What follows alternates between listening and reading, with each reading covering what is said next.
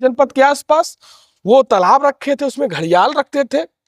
मगरमच्छ रखते थे, लोगों को काट करके फेंक देते थे, वो खा जाते थे मगरमच्छ। और उस जाति के लोग बड़े शान से बताते थे कि भैया बहती का एक तालाब है, उसमें हमारे नेता ने, हमारे महाराज ने मगरमच्छ रखा हुआ, वहां दलितों पे लोग लाते हैं, उठा के उसमें फेंक देते हैं, खा जाता है। सोचने वाली बात यह है, जैसे सामंतवाद की बात कई बार होती नहीं, उसमें तो ये भी बताया जा रहा है कि आरोप लगा है और ऐसा कुछ सिद्ध नहीं हुआ। आप बात समझिए, यही सामंतवाद है। लेकिन एक दौर वह था, आपको मैं याद दिला दूं, सूबे में बसपा की सरकार हुआ करती थी और वंचितों के लिए जो भूमिहीन थे, घूमते घूमते बातचीत करते हैं। हाँ। जो भूमिहीन थे उनकी जमीनों को, थोड़ा पैटर्न में बदलता हो, जो भूमिहीन थे उनकी जमीनों पर गांव ग्राम पंचायत की बंजर जमीनें थी, जोताकार में छुट्टी हुई थी, लोगों को राजस्व संहिता की जानकारी थी नहीं,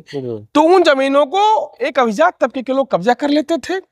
और उस पर अपना रिहायशी पता चला जो है, कोई गरीब व्यक्ति है, कोई दलित पिछड़ा है, तो उसके दरवाजे बामुश्किल आप पहुंच सकते हैं, गाड़ियां नहीं पहुंच सकती थी। लेकिन कोई अभिजात तबके का व्यक्ति है तो उसके दरवाजे पर ट्रक चली जाती थी, 10 ट्रक खड़ी होती थी, वो ग्राम समाज की जमीनों को कब्जा करके उन्होंने रखा था। तो सरकार ने व्यवस्था बनाई, जो भूमिहीन है उनको जो है पट्टा दिया जाएगा। पता चला पट्टा भी हो गया, उसके बाद भी जो है उनको कब्जा नहीं दिया जा रहा है। तो बसपा सरकार आई, उसने पट्टे को खाली कराया, दलितों को आवंटन करवाया प्रशासन के साथ,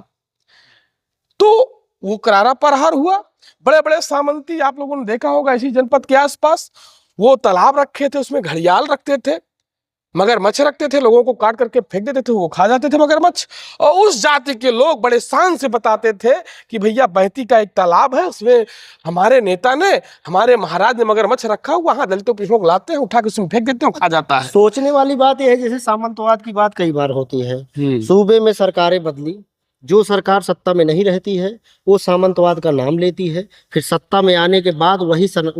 सामंतवाद, जिसको आप सामंतवाद बोल रहे हो, मैं नहीं बोल रहा हूँ, आप बोल रहे हो, जिसको आप सामंतवादी बोलो, उसी का संरक्षण देती है, चाहे वो मायावती जी की सरकार रही हो, चाहे वो माननीय मुलायम सिंह यादव जी की सरकार रही हो, चाहे कांग्रेस की सरकार रही हो। ये खत्म कैसे होगा? देखिए आप लोग उस पर लड़ रहे हो तो खत्म भी तो होना चाहिए। बिल्कुल बिल्कुल, आपने वाजिब सवाल किया। देखिए इनका चरित्र है, बिना सत्ता के जीवित रह नहीं सकते हैं, क्योंकि जिसके बल पे गुंडई कर रहे हैं, जिसके बल पर जो है ये जो आप जितनी कहानी बता रहे हैं, चाहे सैकड़ों राइफल के साथ लेकर के निकलना हो और दर्जनों गाड़ियों के काफिलों के साथ निकलना हो, लोगों पर जुल्म अत्याचार करना हो, रोडों पर ऐसे किसी को दौड़ा करके मार देना, किसी की जमीन कब्जा कर लेना, किसी की बहन बेटी की इज्जत को जो है जिना कर लेना, ये सब जो सगल है, ये सब जो जुल्म है, ये उसी सामंतवाद का द्योतक है, क्योंकि हमेशा सत्ता के साथ रहते हैं और इनके पास होता है धन और संसाधन, और उस धन और संसाधन का प्रयोग जो राजनीतिक दल इस्तेमाल में लेता है तो इनकी मदद करता है। और रही बात जब विपक्ष में होते हैं तो उनको गरीब गुरबा की बात करते हैं, लेकिन जब सत्ता में आ जाते हैं तो ऐसे ही लोग उनको सारे संसाधन उपलब्ध करवाते हैं, चुनाव में संसाधन देते हैं, और राजनीतिक दल, तमाम ऐसे राजनीतिक दल हैं, वो इनको अपने पास रखना अपनी मजबूरी समझते हैं,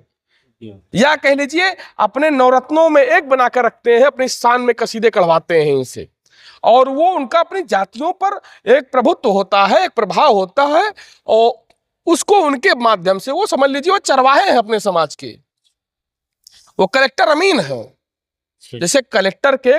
कलेक्टर अमीन होते हैं, डीएम वसूली करने थोड़ी नहीं जाता है, तो ये जो है जिनकी सरकार बनानी है, जिनको मुख्यमंत्री बनना है, वो उनके लिए काम करते हैं।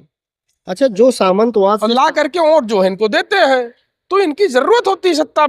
में बने रहने के लिए। और तमाम दलित पिछड़े लोग जिनको संविधान की समझ नहीं, जिनको अपने हक हुकूक की जानकारी नहीं है, वो आज भी गुलामी कर रहे हैं, तो उनके कहने पर कहीं ना कहीं गुमराह की स्थिति में जाकर के उनके साथ वोट देते हैं और उनके पिछलग्गू बने हुए हैं,